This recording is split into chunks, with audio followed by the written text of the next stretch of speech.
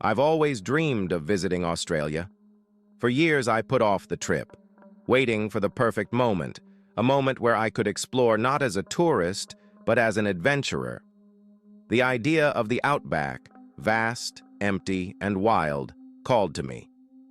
I didn't want city tours or coastal beaches. I wanted the raw, untamed wilderness, where every step was a challenge and every day brought a new test of survival. Through an online backpacking group, I met Chris. He grew up in the Outback.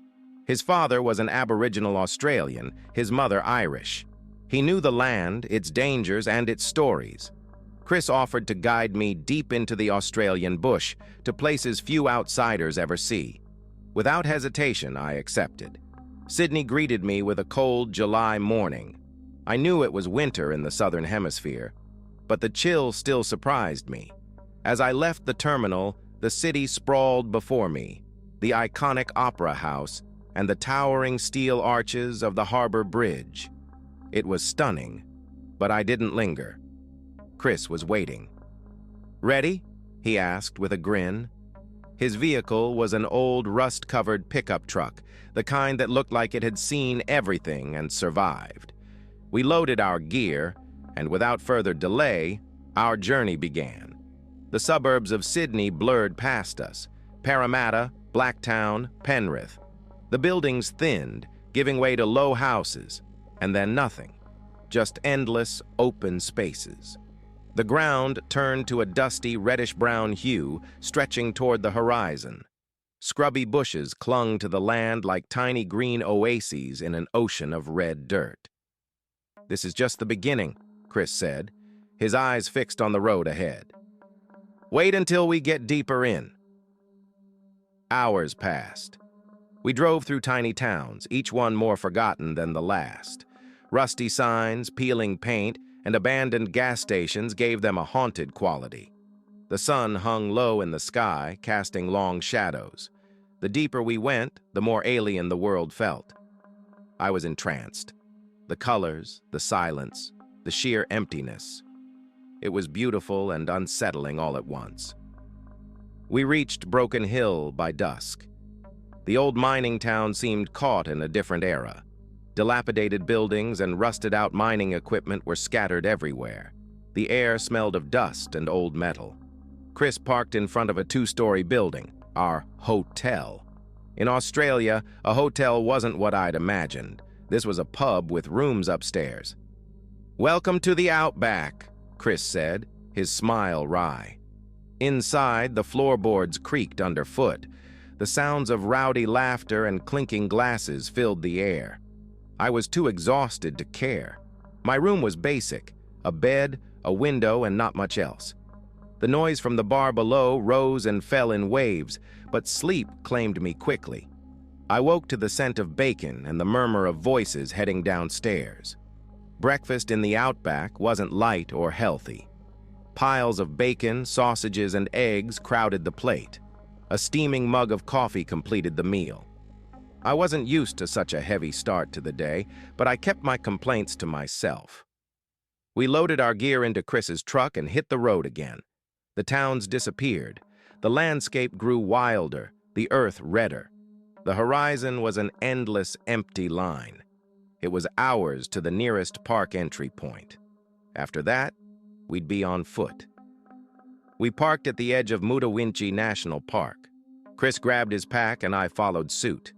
The truck's door slammed shut with a finality that sent a chill through me. From here on out, there was no turning back. I stepped onto the red earth. The ground crunched beneath my boots, the dry top layer giving way. The vastness of it all was dizzying. No roads, no buildings, just wilderness. We hiked in silence. The air was dry and sharp, filled with the faint scent of eucalyptus. A group of kangaroos bounded in the distance, their powerful legs kicking up dust.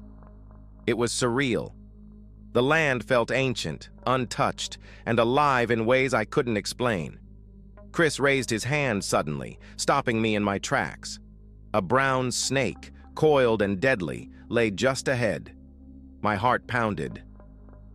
"Watch your step," he murmured. We skirted around it. giving the creature a wide berth. Danger here was quiet, subtle, and constant. It demanded respect. The day stretched on. The sun dipped lower, casting long fingers of shadow across the land. Finally, we reached a small waterhole. The still water reflected the red sky. "This'll do," Chris said. We set up camp beneath a few gnarled gum trees. Chris made a fire, and the crackling flames brought a fragile sense of comfort. He cooked a stew with ingredients I'd never seen before. Bush tucker, he called it. The bread he made, called damper, was dense and earthy. The meal filled me in a way no restaurant food ever could. As darkness settled, the world around us changed. The silence grew heavier, the shadows deeper. The fire's light barely pushed back the night. I stared into the flames, feeling a mix of awe and unease. Chris's voice broke the quiet. "The stories my dad used to tell, they say the Outback has secrets, things that don't like being disturbed." I laughed softly. "Like ghost stories?" He didn't smile. "Sometimes stories are warnings." The wind whispered through the trees. The stars above seemed colder, more distant. I crawled into my swag, the traditional Australian bedroll, and closed my eyes. The ground was hard beneath me, the air sharp and cold. The last thing I heard was the crackling of the fire and the distant call of some unseen bird. I didn't know how long I'd been asleep when I woke to a hand clamped over my mouth. My eyes snapped open, my heart hammering in my chest. Chris's face hovered inches from mine. His eyes were wide, his expression deadly serious. He pressed a finger to his lips. I froze. The fire had burned down to glowing embers. Beyond the dim light, darkness stretched out in all directions. At first, I saw nothing, just the empty outback, silent and still. Then Chris pointed toward the waterhole. Something was there. At first, my sleepy brain refused to understand what I was seeing. The figure stood on two legs, hunched and misshapen. Its limbs were long and thin, its arms hanging at its sides. Its face, God, its face. A narrow, elongated snout like a bird's beak, twisted and wrong. Spines like a porcupine's quills covered its body. They glistened in the faint light. The creature's head tilted downward as if sniffing the air. My chest tightened. The earth crunched softly under its feet as it moved. Slow, deliberate steps. Each sound sent a spike of fear through me. Chris pulled the thin swag blanket over us, his hand trembling. We lay there, barely breathing. The creature crept closer. The dry ground crackled underfoot. It circled the camp, pausing now and then to sniff at our gear. The quiet, wet sound of slurping broke the silence. We didn't move. We didn't dare. The night stretched on, an endless torment of fear. The creature's presence was a weight pressing down on us. Every moment felt like an eternity. Eventually, the first light of dawn bled across the horizon. A faint warmth touched the air. The creature stopped. It turned its head toward the rising sun. Then, with a sudden burst of movement, it bolted into the shadows. We waited another hour before we dared to move. When we finally emerged, the camp was ruined. Dead animals lay around us, lizards, possums, kangaroos, their bodies untouched except for tiny holes in their bellies. Chris's face was pale. He whispered one word, Ngadi. An old legend, a nightmare made flesh. We packed up quickly, our hands shaking. The Outback had shown us its secret. We didn't look back. We left the campsite in silence. The horror of what we had seen, the dead animals, the slurping sounds, that creature with its twisted form, was too fresh, too raw. Chris drove, his knuckles white on the wheel. The hum of the engine was the only sound between us. I watched the barren landscape roll by, but my mind was stuck in that moment. Every crunch of dirt, every whisper of wind made my heart pound faster. After what felt like hours, Chris finally spoke, his voice low and strained. We need to get back to Broken Hill. I nodded. My throat was dry, my mind too fogged with fear to argue. The warmth of the sun was creeping up, but it did nothing to ease the cold dread that wrapped around my chest. The red earth, once mesmerizing and beautiful, now felt hostile, like it was hiding secrets I was never meant to see. As we drove, the silence between us grew heavier. I couldn't shake the image of that creature. The way it moved, the way it sniffed the air, the sharp spines covering its body, and those eyes, cold, empty, and calculating. I kept expecting to see it in the rearview mirror, following us, tracking our escape. Chris's eyes flicked to the mirror more than once. He was scared too. That much was clear. Whatever we had encountered, it wasn't just a story to him anymore. It was real, too real. The road stretched out endlessly. Red dust kicked up behind the truck, trailing us like a ghost. We passed no one, saw nothing but the empty wilderness. The sky was cloudless, the sun glaring down, but I felt like shadows were creeping at the edges of my vision.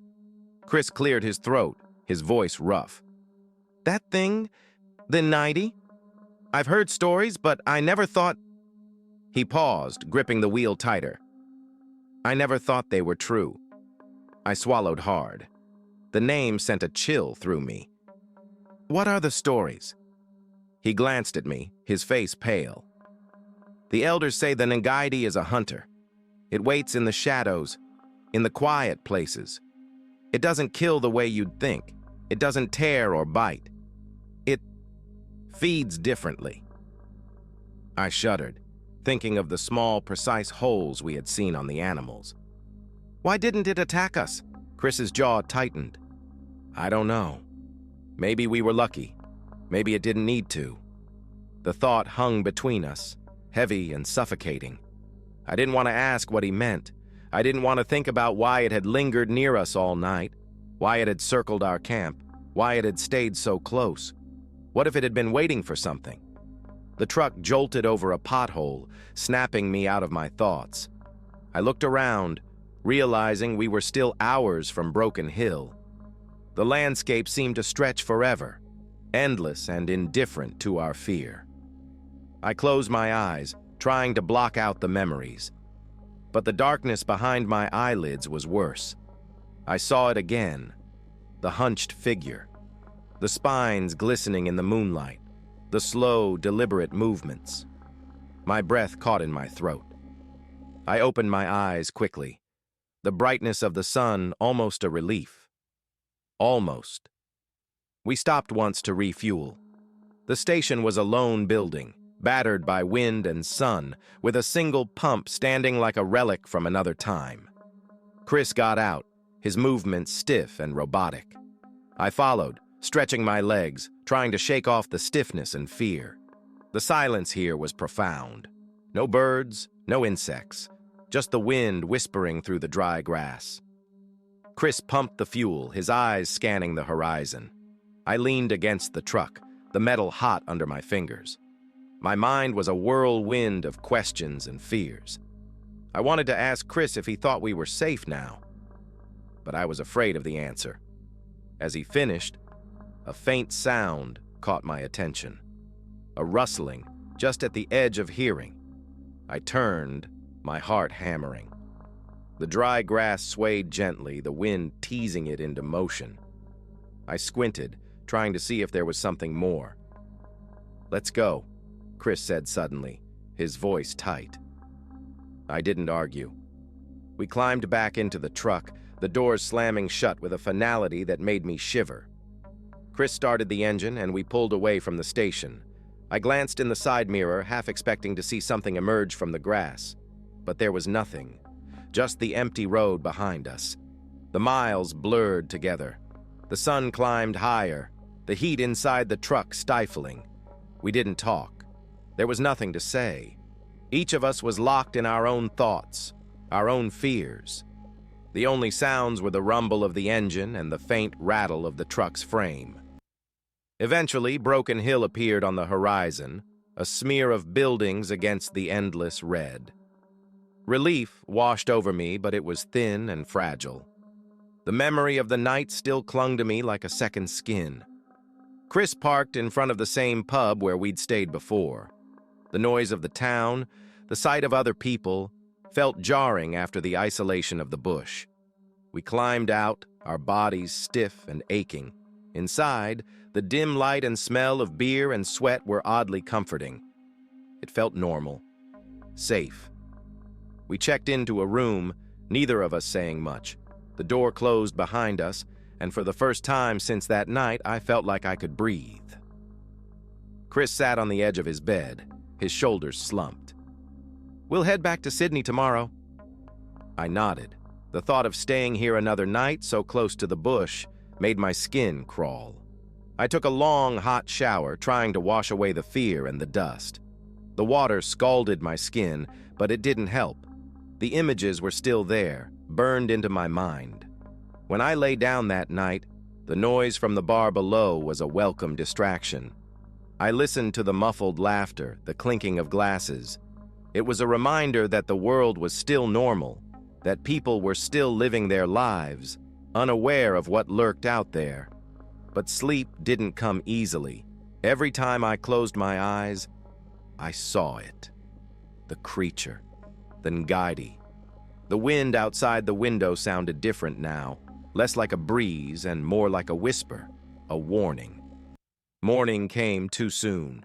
The sunlight felt harsh, the noise of the town too loud. We packed our things in silence. Chris's face was drawn, his eyes shadowed. Neither of us had slept well. We loaded the truck, the doors slamming shut with a finality that sent a chill through me.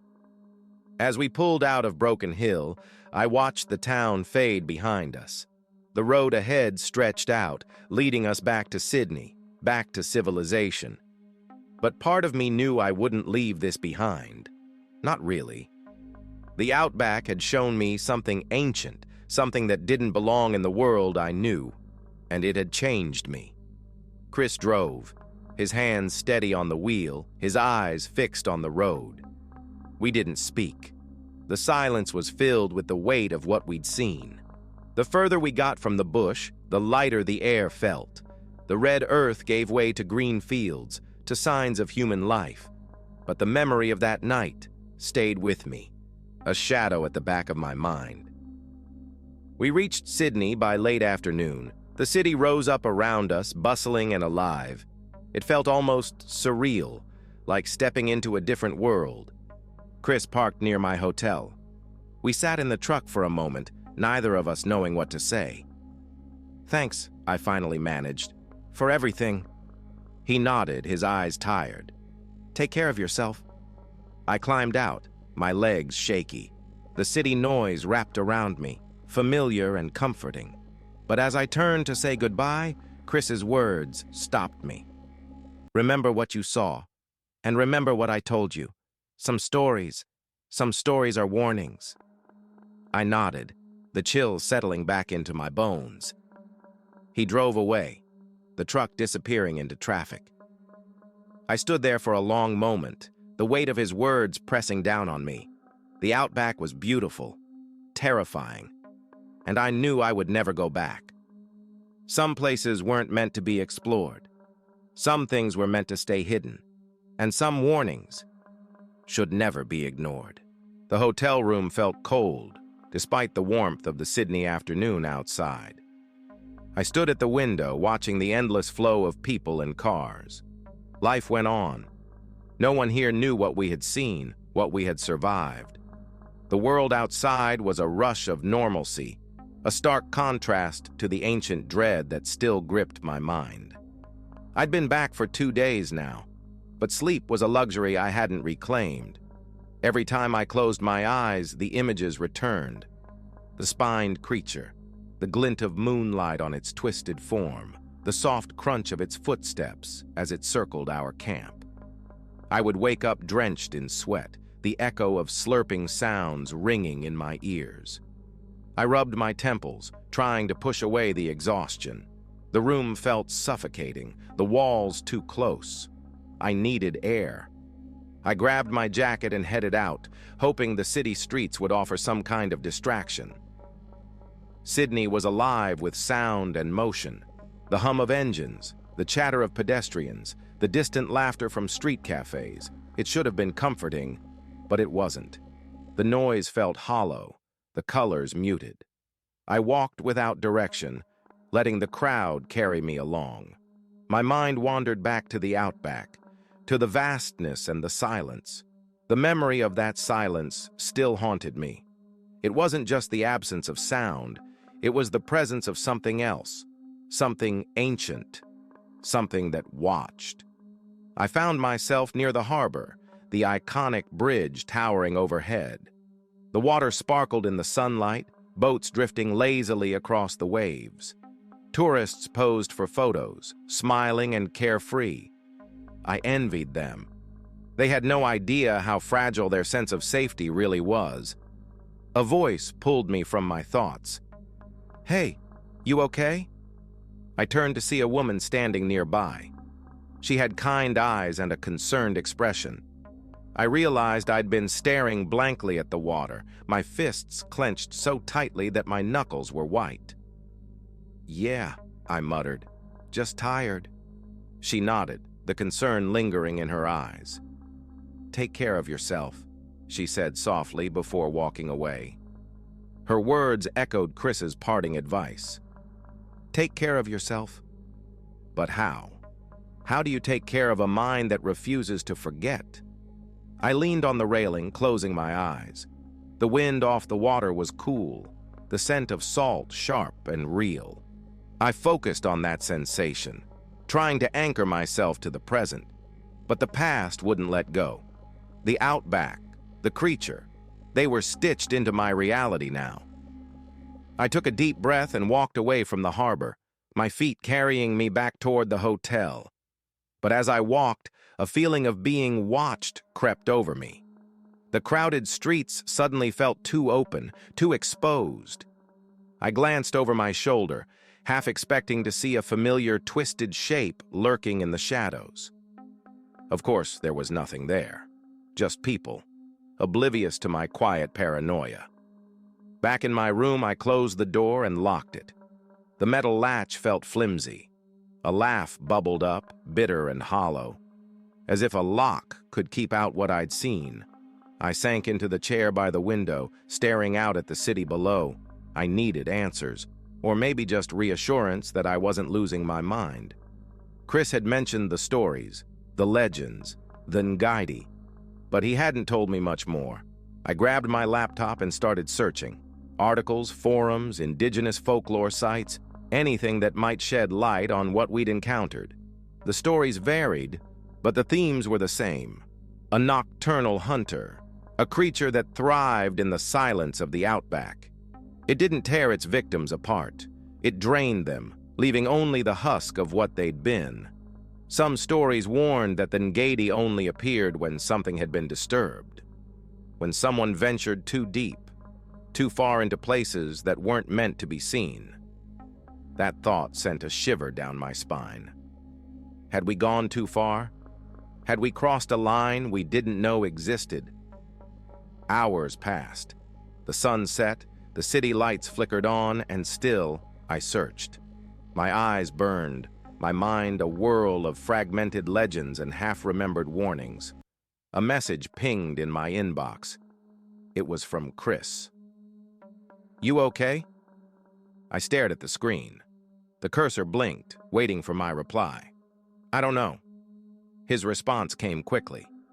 "Me neither." A pause. Then, "I've been talking to my dad." Told him what we saw. I sat up straighter, my heart pounding. "What did he say?" "Said we were lucky, that it didn't follow us." The air seemed to thicken. "Why didn't it?" The reply took longer this time. "He doesn't know. Maybe we didn't threaten it. Maybe it didn't need to." I closed my eyes, the words sinking in. We hadn't threatened it, but we had seen it. Was that enough? Was just witnessing it a step too far? "What do we do now?" Chris's answer was simple. "Remember, respect it, and don't go back." I leaned back in the chair, the weight of his words pressing down on me. Don't go back. It sounded so final. But part of me wondered if the Outback had already come back with me, if that thing, or the knowledge of it, was now part of my life. Sleep finally came, but it was restless. Dreams twisted into nightmares. I was back in the bush, the firelight flickering, the darkness stretching out forever. The creature was there, just beyond the edge of the light, watching, waiting. I woke to the gray light of dawn filtering through the window. My body ached, my mind foggy. The city outside was waking up, oblivious to the shadows that haunted me. I packed my things slowly, each movement mechanical. My flight home was in a few hours. I felt a strange mix of relief and dread. Relief to leave this place, to put miles between me and the Outback. Dread because deep down, I knew distance wouldn't matter. At the airport, the crowds were a blur. Announcements crackled over the speakers, but I barely heard them. As the plane lifted off, I looked out the window. The city fell away, replaced by the vast empty land below. The Outback stretched out, endless and unknowable. I closed my eyes, Chris's words echoing in my mind. Remember, respect it, and don't go back. But I knew I didn't need to go back. The Outback, and what lurked within it, would never really leave me. Some things stay with you forever. Shadows that cling to the edges of your mind. Whispers that echo in the silence. Warnings that you can never forget.